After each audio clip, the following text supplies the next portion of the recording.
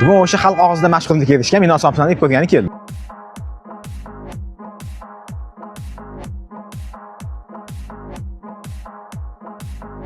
Somsalar limon choydan oldi. Hozir buni yeb, mazasiga baho berib, haqiqiy o'tsifni oxiriga aytamiz.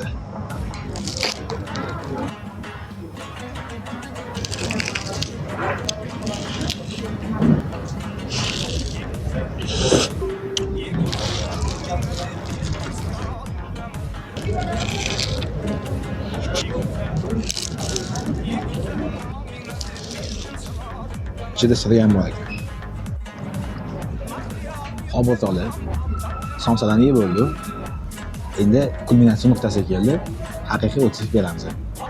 Hop, biz go'shtli somsa oldik 12 mingdan, tovuqli somsa oldik 8 mingdan, limon choy oldik 12 mingdan, tomatning sousi 6 ming. Ko'p joyda tekin sotishadi, lekin bularda pul ekan, nimaga bilmayman. Somsalarimizga gap so'z yo'q. Go'shtli somsamizni qasirlashlari, xamirlari alohida tegadi. Go'shtlari juda zo'r. To'g'ri somsamizni qasirlamadi, menimcha ozgina oldiroq o'chishgan bo'lsa kerak, lekin mazasi zo'r. Ichi sirli edi. Joyda juda zo'r, millicha stilda qilingan, atmosfera zo'r. Bu yerda hamma o'z-o'ziga xizmat qilish, ofitsiant yo'q. Borasizlar, somsani o'zingizlar olib kelasiz, choyini o'zingizlar olib kelasizlar, maza qilib yeb, tanovul qilib ketasizlar. Sizlar ham bir marta kelib yeb ko'rishni tavsiya qilaman. Hammaga rahmat, sog' salomat bo'linglar.